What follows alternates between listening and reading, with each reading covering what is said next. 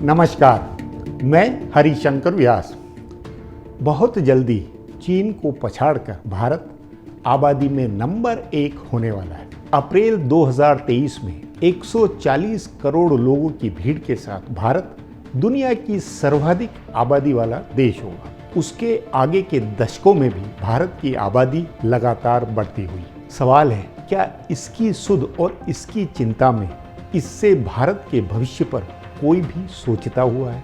आज मैं गपशप में दुनिया में भारत की नई बनने वाली हैसियत और स्थिति पर चर्चा करूंगा। तभी इस गपशप का हेडिंग है, भारत का टर्निंग वर्ष है 2023। हाँ, सन 2023 के अप्रैल महीने से भारत दुनिया में नंबर 1 होगा, पृथ्वी का वह देश जिसकी सर्वाधिक आबादी। चीन इस अप्रैल में नंबर 2 हो जाएगा और भारत नंबर 1। अगले 100 साल या शायद उसके बाद भी भारत दुनिया का सबसे बड़ा सर्वाधिक आबादी वाला देश होगा।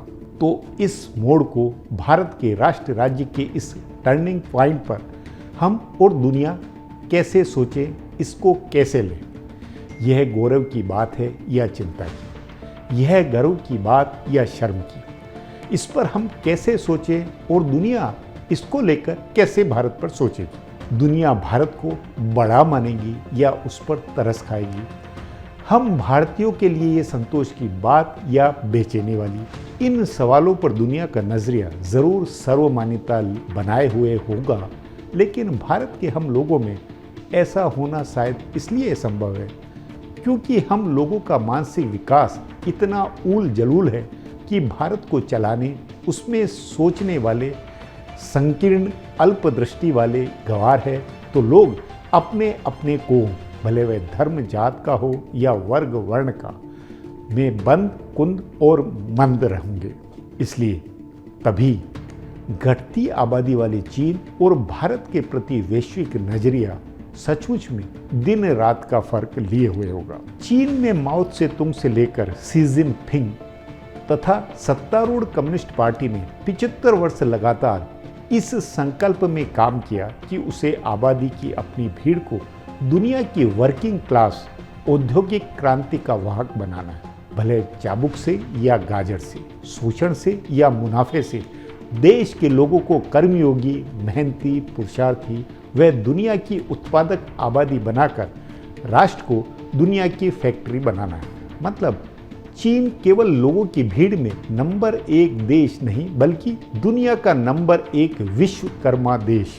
यही पिछले 75 वर्षों में चीन का लक्ष्य था और हाल के दशकों में दुनिया में भी यही वैश्विक नैरेटिव था। वह दुनिया की फैक्ट्री है, क्रांतियों का देश, 100 फूल खिलने से लेकर साम्यवाद, पूंजीवाद के एक्सट्रीम प्रयोगों का देश।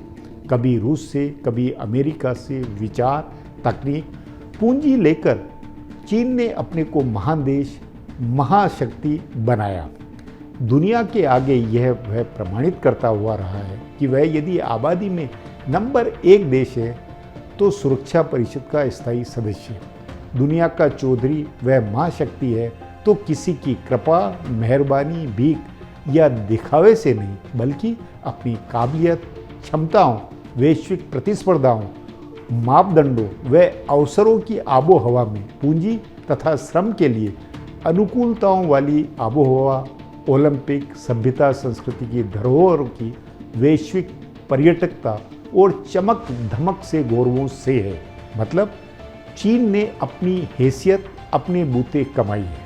हाँ, ठीक विपरीत भारत की दशा रही है। चीन में जवाहरलाल नेहरू से लेकर नरेंद्र मोदी जैसा प्रधानमंत्री या कृष्ण मेनन से लेकर जय शंकर जैसा कोई रक्षा मंत्री व विदेश मंत्री नहीं हुआ जिसकी राष्ट्र नीति, रक्षा नीति, विदेश नीति पाखंड, दिखावे और अपनी जनता को मूर्ख बनाने के मकसदों से थी। इस वर्ष जैसे नरेंद्र मोदी G20 की बैठक का भारत में ढिंढोरा बनवाने वाले हैं, या हाल में सुरक्षा परिषद में भारत की स्थायी सदस्यता नहीं होने का रोना रोते हुए भारत के विदेश मंत्री ने दुनिया से कहा है कि कैसी स्थिति होगी जब, मतलब अप्रैल से, दुनिया की सबसे ज़्यादा आबादी वाला देश सुरक्षा परिषद का स्थायी सदस्य नहीं होगा।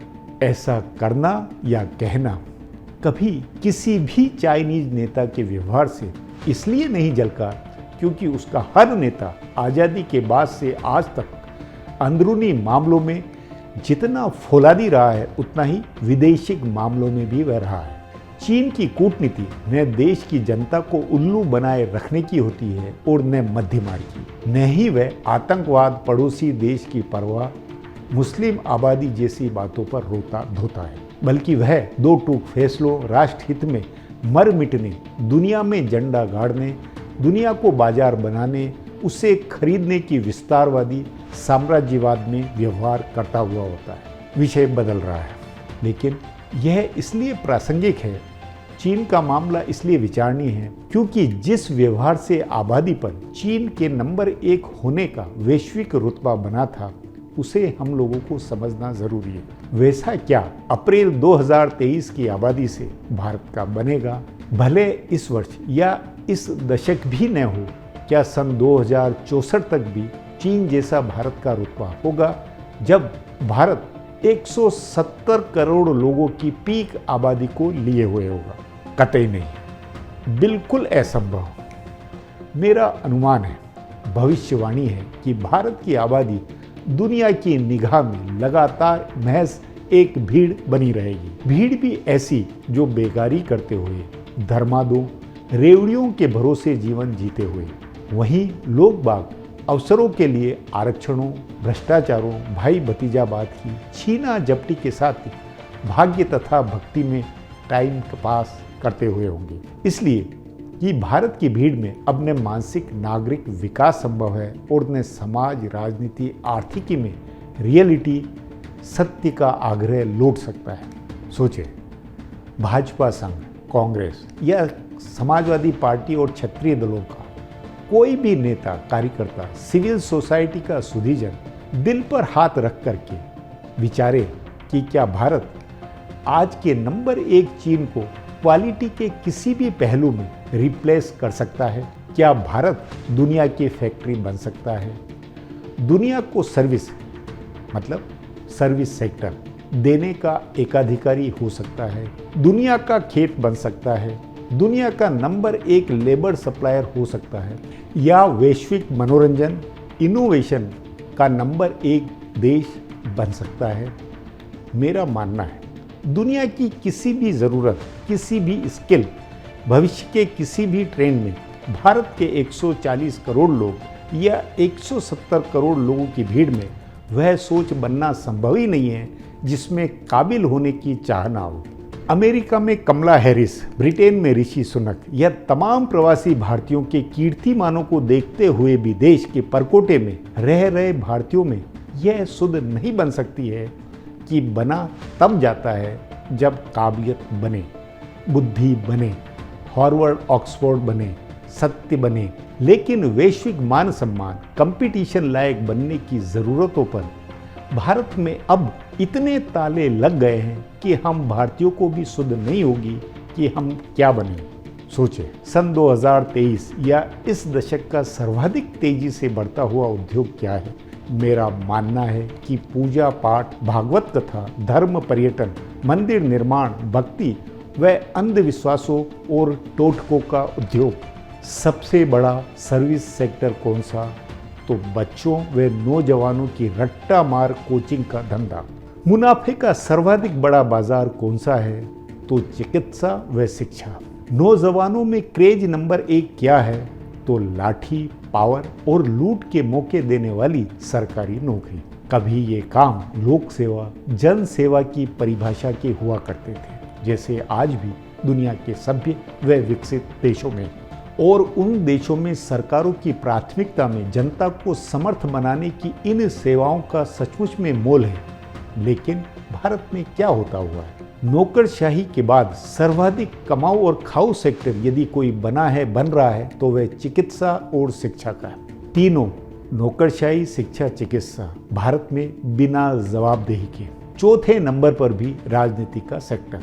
सभी बुनियादी तौर पर नीम हकीमी वाले, भक्ति, कोचिंग, चिकित्सा, नौकरशाही, राजनीति के 5 सेक्टरों को प्रमोट करने वाला इनसे अधिक भयावह क्षेत्र जन जन की बुद्धि को प्रदूषित बनाते हमारे राष्ट्रयज्ञ हैं। मतलब व्हाट्सएप विश्वविद्यालयों, मीडिया व सोशल मीडिया और टीवी चैनलों से 24 घंटे झूठ व मूर्खताओं का प्रसारण और विश्व गुरु बने होने की नित नई कहानियाँ, उसके नित नए खामो ख्याली वाले पाठ, क्या ये सब आप सही नहीं मानते हैं? गपशप का पहला पार्ट अब यहीं समाप्त होता है। बहुत बहुत धन्यवाद।